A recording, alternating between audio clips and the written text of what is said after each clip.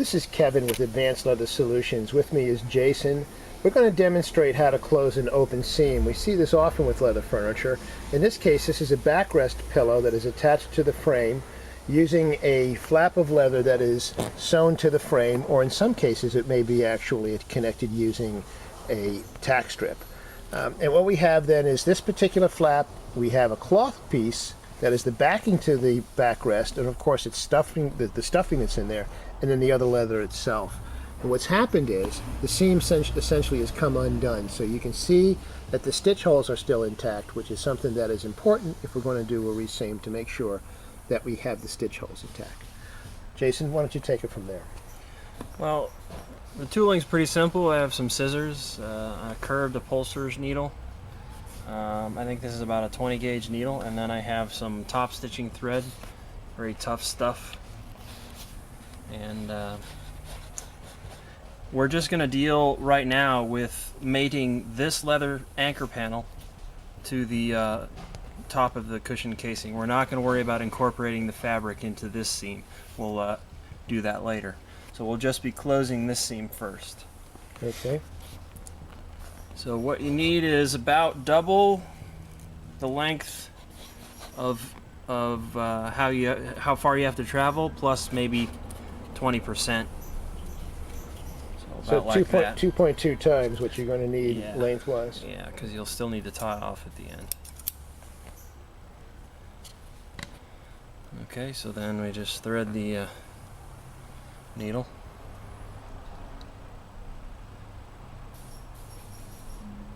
There we go. This is called a double needle blind stitch, but I'm using a single needle. You could use two and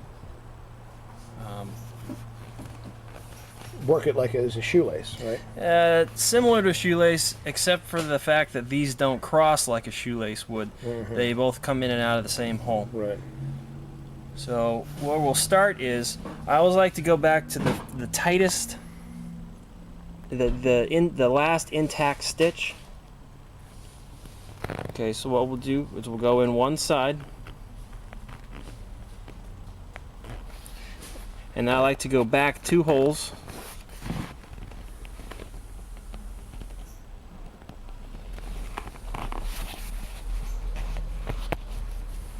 And then you go directly across from where you came out, and then go forward 2 holes. So you've formed a loop inside here, incorporating both sides. And this is where we begin from. Okay, well, we're going to take it from there on the next video. Okay. Well, now that we've anchored it, we're going to move on to the next phase in the stitching process here. And so, Jay, go ahead and give us a heads up. I've got these about even, these 2 tails. Yes. And we have one coming out of the anchor panel side and one coming out of the casing side. Okay, and so I've threaded the one coming out of the anchor panel side, and I want to go directly across into the other one. And it's helpful if you can pull the other leg out of the way as you go through that hole. And then I've gone in and up one and come out here. Okay, so now I'll take the other side, thread it,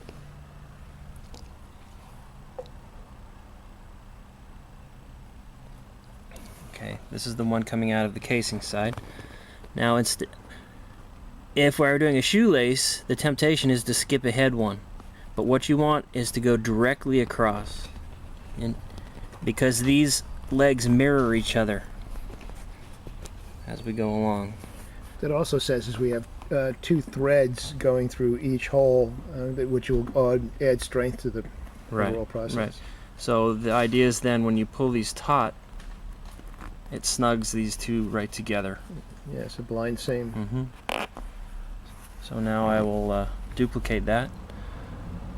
Go straight across and up one. Thread the other side.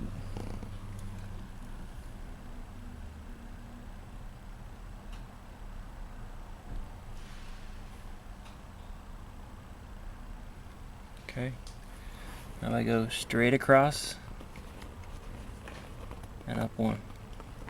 Now this single needle requires you to go through this threading process. If you had 2 needles, we wouldn't have to be doing that. Right? Yeah, you can do it with 2 needles. I find it's hard to, because these are moving around all the time, I find the needles are slipping off anyway. Right. But they can be done. Right. So now I will go one more time, across and up.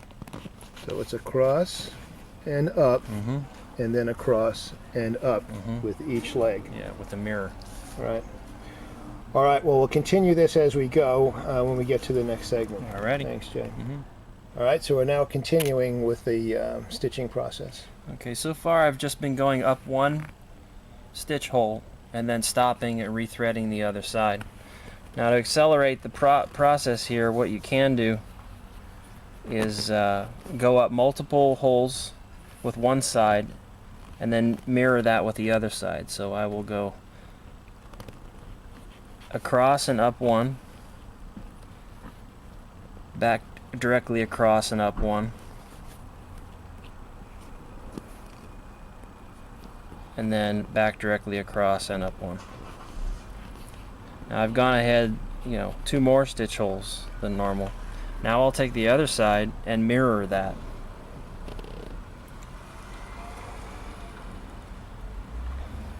So rather than thread each side each time, I've moved ahead 2 or 3 holes. Yes. And then I'll mirror it with the other side.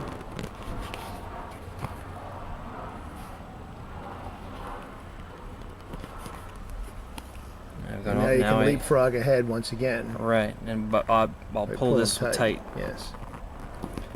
That seems nice and tight. So what I'll do is I'll continue on until we get to about here. Then I'll show how to incorporate both the leather and the fabric right at the end, and then continue this seam on down to the end. Excellent. Thanks, Jay. All right. So now we're at the stage where we've done the stitching to the end, and we're now going to take it to show you how to actually close everything off. So go ahead and take it away, Jay. Okay. This seam was undone all the way back to here, the fabric to the casing leather. Now what I did using the same method as bringing it from here to here, I started here and brought it here and tied it off. So now we only have a very short distance to span. Yes. Okay.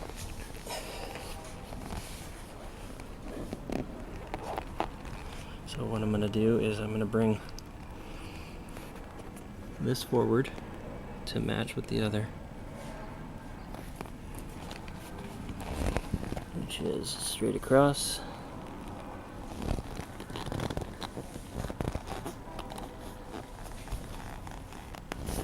And up. Okay, so now we're even.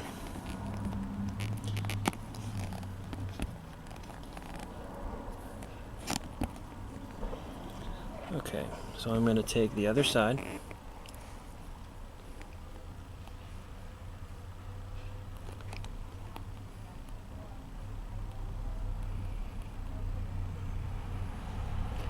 Hopefully thread my needle. Okay, so I'm going to go directly across and through.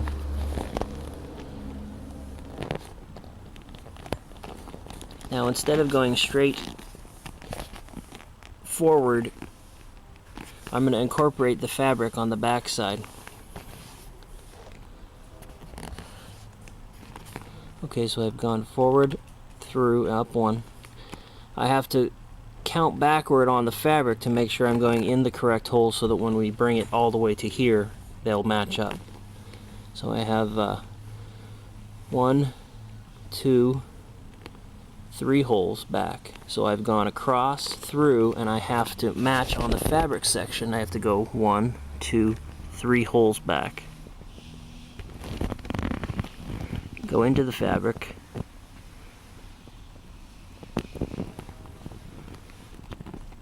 Go up 1 stitch hole and come out. Now I've got to take the other side.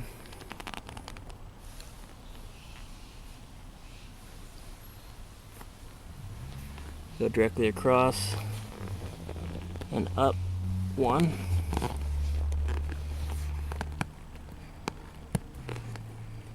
Now I've incorporated the fabric section into the stitch. So All right. when we pull it tight, this will sneak in between the two and we can continue on. Great. Well, we'll do that in the next shot.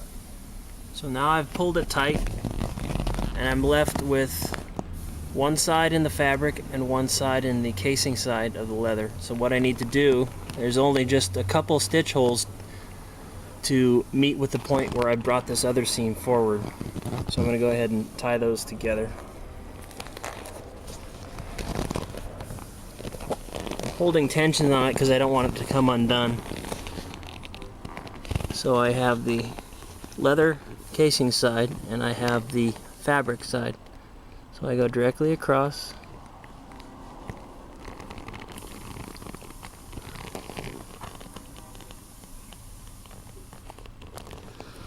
This is tricky. I go forward one.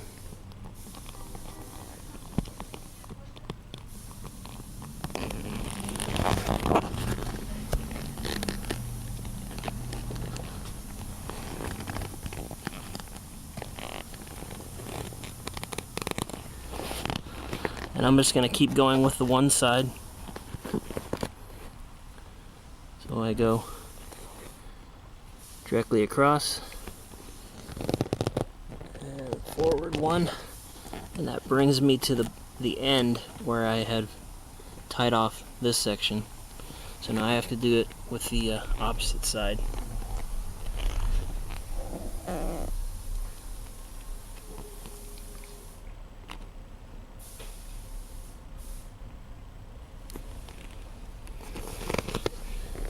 Okay, so out of the fabric side, the leather up one, directly across,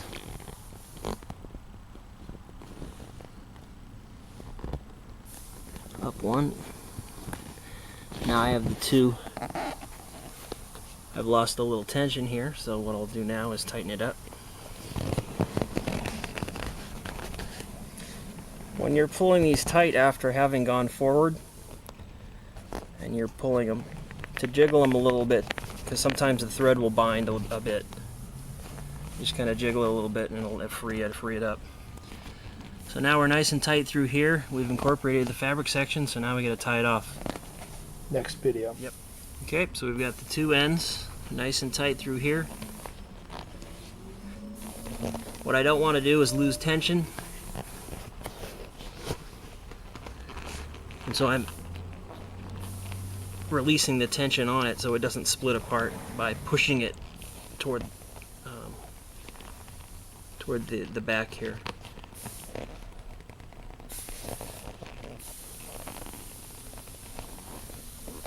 So I will knot it once.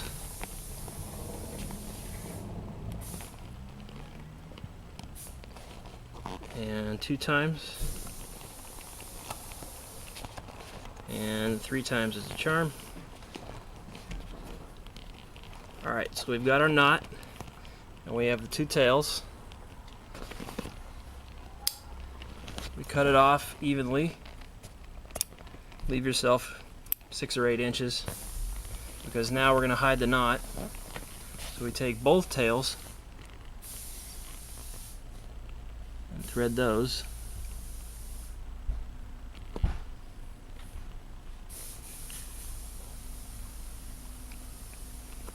Okay, so I've got both tails going through the needle. Now, the knot needs to go back into the hole that it is directly against. And rather than put it in through the fabric side, I'm going to go through the leather side. It's a stronger material. So there's the knot. Right at the stitch hole where the knot is, I'm going to put the needle back in. I'm going to go forward 2. Because when you cut it off, you want some space between the knot and where you cut it off. So I've gone 2 stitch holes ahead. You could do 2 stitch holes back, it doesn't really matter.